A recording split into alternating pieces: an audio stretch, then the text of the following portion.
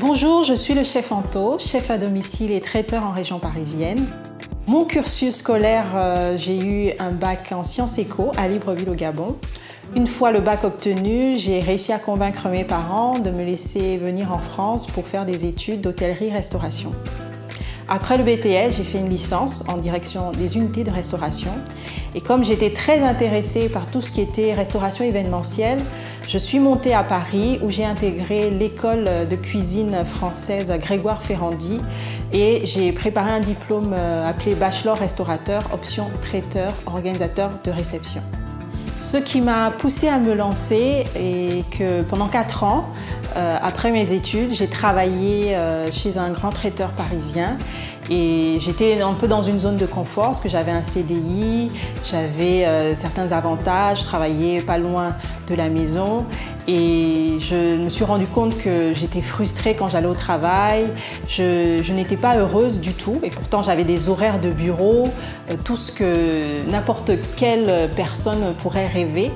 Et du coup, ça a été très difficile de prendre la décision, mais j'ai fini par le faire, de me dire il fallait que je me lance, que je fasse ce qui me tenait à cœur.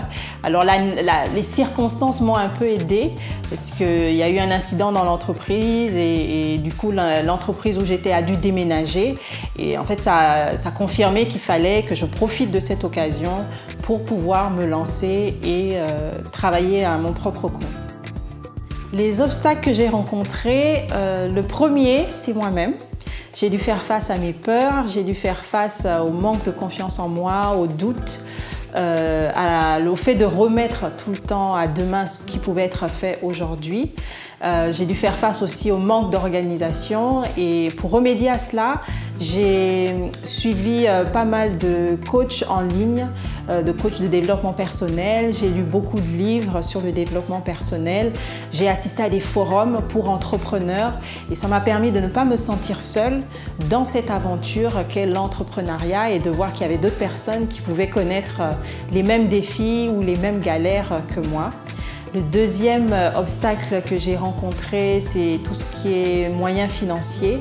Il faut savoir qu'en France, en théorie, il faut 1 euro pour monter son entreprise, mais ce n'est que de la théorie, parce que rien que le fait, tout le côté administratif pour monter sa boîte nécessite pas mal de moyens. Et du coup, mon projet a connu un peu de retard parce que je n'avais pas tout ce qu'il fallait en termes financiers pour pouvoir commencer. Ma vie d'entrepreneur, elle est tout juste excitante. J'ai toute la partie d'abord commerciale où je dois me faire connaître et donc je fais de la prospection, je fais des dégustations à des futurs clients en tout cas.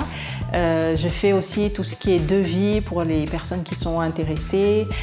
Quand ils sont intéressés, il faut faire les confirmations de commandes et une fois que la prestation a été réalisée, envoyer les factures et puis faire aussi un suivi client.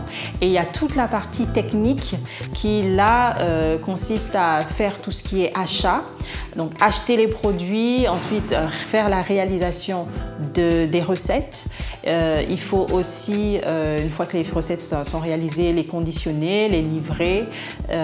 Donc soit je fais une prestation à domicile dans le cadre de l'activité chef à domicile ou livraison en tant que traiteur. Il y a aussi toute la réalisation de recettes parce que je travaille comme consultante culinaire pour le magazine Afro Cooking, qui est un magazine culinaire qui rassemble les cuisines d'Afrique et d'outre-mer. Et donc, comme il y a pas mal de recettes, il faut préparer et tester toutes les recettes qui vont figurer dans le magazine et c'est pas mal de travail. Et c'est la combinaison en tout cas de tous ces aspects qui rendent ma vie d'entrepreneur excitante. Le fait de me lancer dans l'entrepreneuriat a permis à certains médias de me remarquer. J'ai pu du coup organiser des ateliers culinaires pour Africa numéro 1 dans le cadre d'Africa Break Festival, qui est un festival qui est organisé chaque année par cette radio. J'ai été aussi invitée sur l'émission 7 milliards de voisins qui est diffusée chaque jour sur RFI. Il faut savoir que Africa numéro 1 et RFI sont des chaînes de radio qui sont très écoutées en Afrique francophone. Et aussi, j'ai été invitée à participer à un atelier culinaire sur le Salon des gastronomies d'outre-mer qui est organisé chaque année par la chef Babette de Rosière. Mon ambition à court terme, ce serait d'avoir mon propre établissement où je pourrais proposer cette cuisine métissée où toutes les techniques, en tout cas que j'ai apprises en France, pourraient rencontrer les saveurs africaines dans lesquelles j'ai grandi. Avoir une structure de type salon de thé, épicerie fine, où je pourrais mettre en avant, en tout cas, tout mon savoir-faire et ma passion concernant la cuisine, les cuisines d'Afrique. Et à long terme, ce serait de faire partie des 10 meilleures chefs femmes au monde. Ce que je pourrais conseiller à quelqu'un qui a envie d'entreprendre, c'est de décider d'entreprendre. J'aime bien cette citation de Nelson Mandela qui dit « Le courage, ce n'est pas de ne pas avoir peur, c'est d'avoir peur, mais d'affronter sa peur ».